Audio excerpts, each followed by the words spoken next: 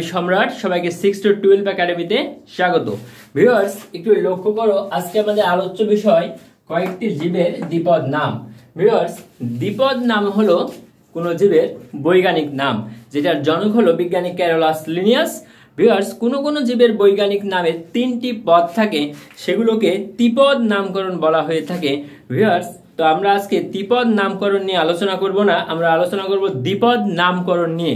Viewers, একটু লক্ষ্য করো, এখানে বেশ কয়েকটি জীবের বৈজ্ঞানিক নাম দেওয়া আছে, যেই বৈজ্ঞানিক নামগুলো দৈনন্দিন জীবনে আমাদের লেখাপড়ার কাজ এবং ব্যক্তিগত জীবনে প্রাত্যহিক কাজে প্রতিনিয়ত কাজে লাগে।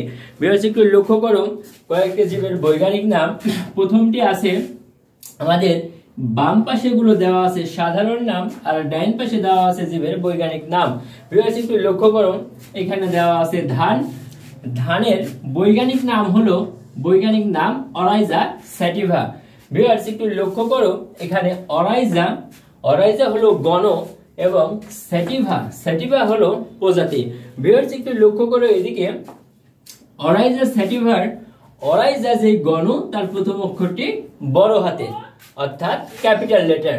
ভিউয়ার্স, একটু লক্ষ্য করো, স্যাটিভা নামের প্রথম অক্ষরটি ছোট হাতের এবং বাকি সব অক্ষরগুলোই ছোট হাতের। ভিউয়ার্স, একটু লক্ষ্য করো, অরাইজা এবং স্যাটিভা গণ এবং প্রজাতির নিচে আমি আলাদা আলাদা ভাবে দাগ দিয়েছি। ভিউয়ার্স, প্রত্যেকটি বৈজ্ঞানিক নামের নিচে আলাদা আলাদা ভাবে দাগ দেওয়া আছে। ভিউয়ার্স, এগুলো আমি হাতে লিখেছি। হাতে লিখতে হলে গণ এবং প্রজাতির নিচে আলাদাভাবে দাগ দিতে হয়। সো ভিউয়ার্স, এইখানে আমার অরাইজা এবং স্যাটিভা দুইটার নিচে গণ এবং প্রজাতির নিচে দাগ দেওয়া আছে, কারণ আমি এগুলো হাতে লিখেছি। ভিউয়ার্স, একটু লক্ষ্য করো,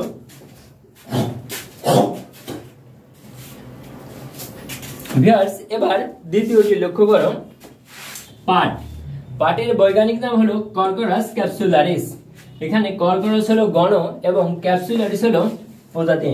ভিউয়ার্স, একটু পরবর্তীটি লক্ষ্য করো, আম। আম হলো আমাদের জাতীয় ফল। ভিউয়ার্স, এখন আমাদের আমের সময়। ভিউয়ার্স, একটু লক্ষ্য করো, আম ম্যাগনিফেরা ইনিডিকা। ম্যাগনি হলো গণ এবং ইনিডিকা হলো প্রজাতি। ভিউয়ার্স, পরবর্তীটি একটু লক্ষ্য করো, কাঁঠাল। কাঁঠাল, ভিউয়ার্স একটু লক্ষ্য করো, অটোকার্পাস হেটারোফাইলাস।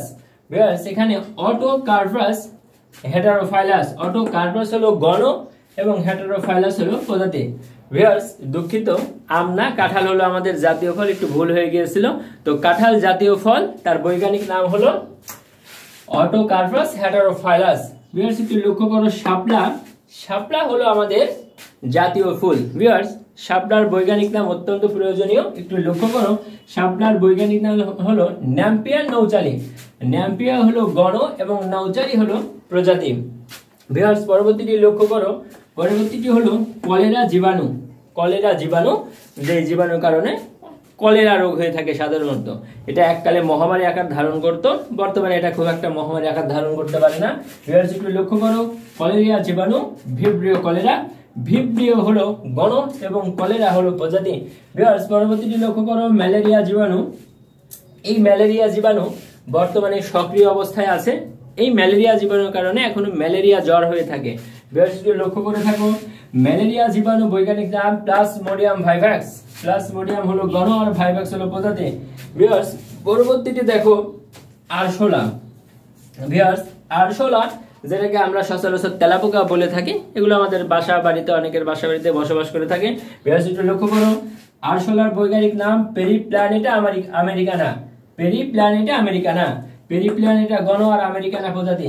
ভিউয়ার্স, একটু লক্ষ্য করো, একটু মনে রাখো, এই আরশোলা অথবা তেলাপোকা ভারতীয় উপমহাদেশে বসবাস করতো না, এদের বাসস্থান ছিল আমেরিকায়।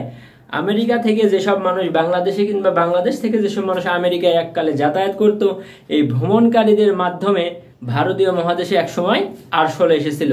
তাদের সুটকেস, জামা কাপড়, আসবাবপত্র এগুলো বহন করার মাধ্যমে আমেরিকা থেকে এই আমাদের বাংলাদেশ অর্থাৎ ভারতীয় যে আগে ভারত মহাদেশ ছিল, এই ভারত মহাদেশে ভ্রমণকারীদের মাধ্যমে আমেরিকা থেকে আমাদের এই আরশোলাটি ভারতীয় উপমহাদেশে আসছিল।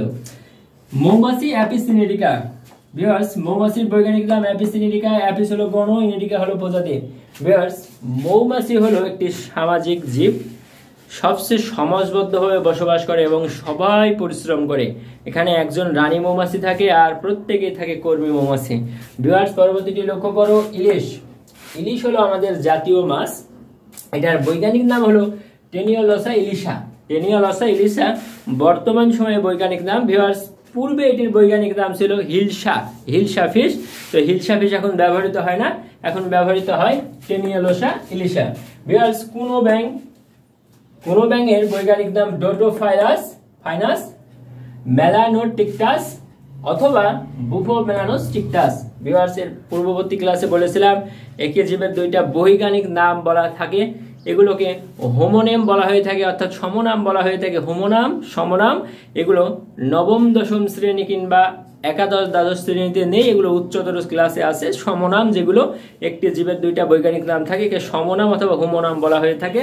তো ভিউয়ার্স, এইটার দুইটা বৈজ্ঞানিক নাম সবসাইতে ব্যবহার করলে ভালো হয়। ব্রুফো মেলানোস্টিকটাস, এটা অধিকতর জনপ্রিয়। ভিউয়ার্স, পরবর্তীটা দোয়েল। দোয়েল আমাদের জাতীয় পাখি। ভিউয়ার্স, দোয়েলের বৈজ্ঞানিক নাম কপসাইকাস সোলারিস। কপসাইকাস সোলারিস, কপসাইকাস গণ, সোলারিস হলো প্রজাতি। ভিউয়ার্স, পরবর্তীটি লক্ষ্য করো, royal Bengal tiger. Royal Bengal tiger, royal Bengal tiger হলো আমাদের জাতীয় পশু। জাতীয় পশু হলো বাঘ। Royal Bengal tiger. Panthera tigris. Viewers, panthera হলো গণ, ট্রাইগিস হলো প্রজাতি।